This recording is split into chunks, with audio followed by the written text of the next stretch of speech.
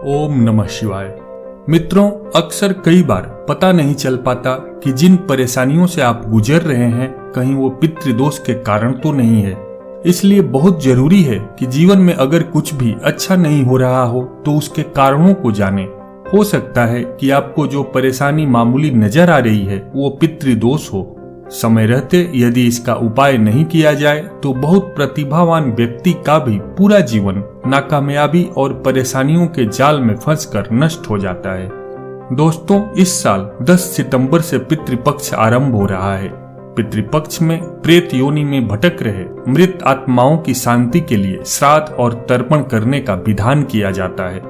अश्विन मास के कृष्ण पक्ष का यह समय पितरों के प्रति सच्ची श्रद्धा व्यक्त करने का पखवाड़ा यानी श्राद्ध पक्ष है। इन दिनों लगभग सभी घरों में पूर्वजों का श्राद्ध किया जाता है। ऐसा करने से पितरों की आत्मा तृप्त होकर अपनी संतान को सुखी और समृद्ध होने का आशीर्वाद देती है। पितृदोष से मुक्ति पाने के लिए भी यह समय सर्वथा उपयोगी माना जाता है। इस वीडियो में हम आपको बताएंगे कि पितृदोष क्या है, इसके कारण और लक्षण क्या है, व क्या है इसके उपाय। प्रायः अकाल मृत्यु और आत्महत्या से मरने वाले प्रेत योनि में चले जाते हैं। अपने शुभ कार्यों, इस प्रार्थना एवं परिजनों के श्राद्ध कर्म से मृतात्मा को इस लोक से ऊपर पितृलोक प्राप्त होता है। ज्योतिषीय ग्रंथों एवं पुराणों के अनुसार 18 प्रकार के प्रेत होते हैं। मनुष्य योनि में इनकी अतृप्त कामना रह जाने से यह नन्हे बच्चों, महिलाओं एवं दुर्बल व्यक्तियों को परेशान करते हैं। इनकी इच्छाएं अतृप्त होती हैं, जिनके कारण ये भूलोक के पास ही रहते हैं।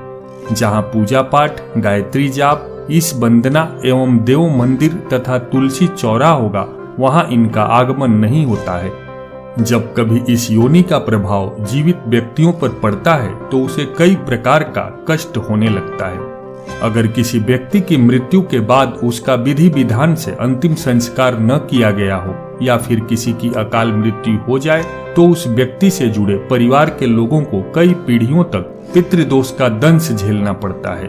और भी कई कारणों से पितृदोष होता है, जैसे घर की स्त्रियों का सम्मान न करना, जानवरों को मारना, बुजुर्गों का अपमान करना, पितरों की विस्मृति या अपमान करना, धर्म के विरुद्ध आचरण करना, पीपल, नीम और बरगद के पेड़ को कटवाना, नाग की हत्या करना या फिर किसी और से करवाना आदि से भी पितृदोष लगता है। पितृदोष होने पर व्यक्ति के जीवन में संतान का सुख नहीं मिल पाता है। अगर मिलता भी है तो कई बार संतान विकलांग होती है, मंद बुद्धि होती है या फिर चरित्रहीन होती है, या फिर कई बार बच्चे पैदा होते ही मृत्यु हो जाती है। नौकरी और व्यवसाय में मेहनत करने के बावजूद भी मनचाही सफलता नहीं मिलती है। पितृदोष के कारण व्यक्ति को उसकी योग्यता और मेहनत के हिसाब से परिणाम नहीं मिलता है।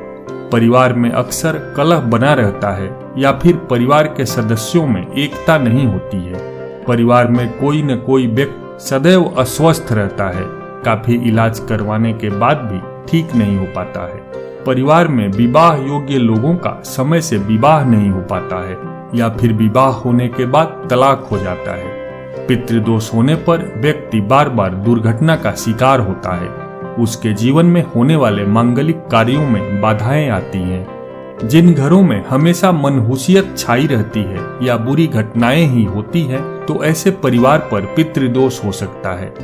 यदि किसी मनुष्य को बेवजह मानसिक कष्ट मिलता हो या उसे मानसिक शांति नहीं मिल रही हो तो ये पितृदोष का लक्षण हो सकता है। घर में अक्सर तनाव और क्लेश रहता हो और बने बनाए काम बिगड़ जाते हों तो ये पितृदोष के लक्षण हैं, जिसका निवारण समय रहते कर लेना चाहिए। जब पितरों को पितृलोक में उचित स्थान मिल जाता है तो वे प्रसन्न होकर अपने परिजनों को खूब आशीर्वाद देते हैं। घर के सभी संकट दूर होने लगते हैं। पूर्वजों के प्रति सच्ची श्रद्धा रखना ही श्राद्ध है। तर्पण, भोजन, पिंडदान और वस्त्रदान व दक्षिणा श्राद्ध के 4 अंग होते हैं। पितृदोष एवं पूर्व जन्म के पापों से मुक्ति के लिए राहु काल में शिव पूजन अवश्य करनी चाहिए। प्रत्येक अमावस्या पर पितरों का नाम लेकर तर्पण अवश्य करना चाहिए। पितृदोष निवारक कवच धारण करना भी एक उपाय है। पितृदोष से मुक्ति के लिए गया तीर्थ धाम में मृत जनों का पिंडदान करना सबसे लाभदायी होता है। भगवान राम ने भी गया धाम के फल्गु नदी तट पर अपने पिता महाराज दशरथ का तर्पण और श्राद्ध किया था। इसके अलावा भी शास्त्रों में पितृदोष से मुक्ति पाने के कुछ उपाय बताए गए हैं। यदि आप सारे उपायों को नहीं कर सकते तो अपनी सुविधा के अनुसार कुछ उपायों को करने से भी आपको पितृदोष के कष्टों से राहत मिलेगी। आइए जानते हैं उन खास उपायों के बारे में। कुंडली में पितृदोष होने पर व्यक्ति को दक्षिण दिशा में पितरों की फोटो लगाकर उनको रोजाना माला चढ़ाकर उनका स्मरण करना चाहिए। पूर्वजों का आशीर्वाद मिलने के साथ ही पितृदोष के प्रभाव समाप्त होने लगेंगे। पूर्वजों के निधन की तिथि पर ब्राह्मणों को श्रद्धा पूर्वक भोजन करवाएं और यथाशक्ति दान भी करें। घर के पास में लगे पीपल के पेड़ पर दोपहर में जल चढ़ाएं। पुष्प, अक्षत, दूध, गंगा जल और काले तिल भी चढ़ाएं। साथ में अपने पितरजनों को याद करें। शाम के वक्त रोजाना दक्षिण दिशा में एक दीपक जरूर जलाएं। रोजाना नहीं जला सकते हैं तो कम से कम पितृपक्ष में जरूर जलाएं। कुंडली में पितृदोष दूर करने के लिए किसी गरीब कन्या का विवाह करने या फिर विवाह में मदद करने से भी बहुत लाभ होता है। पूर्वजों का स्मरण करते हुए ओम पितराय नमः मंत्र का 21 बार प्रतिदिन जाप करें। हर एकादशी, चतुर्दशी, अमावस्या, रविवार और गुरुवार के दिन पितरों को जल दें और उनसे क्षमा याचना करें। पितृपक्ष में तांबे के लोटे में काला तिल, जौ और लाल फूल मिलाकर दक्षिण दिशा की ओर मुख करके पितरों के निमित्त जल चढ़ाएं। सूर्य को अर्घ्य देते समय ओम सूर्याय नमः मंत्र का 21 बार जाप करना चाहिए। हर अमावस्या के दिन त्रिपिंडी श्राद्ध जरूर करें। फलदार और छायादार वृक्ष लगवाएं, इससे भी दोष कम होता है। नियमित रूप से रोजाना हनुमान चालीसा का पाठ करें। विष्णु भगवान का मंत्र जाप और श्रीमद् भगवत गीता का पाठ करें। इससे पितरों को शांति मिलती है और दोष में कमी आती है।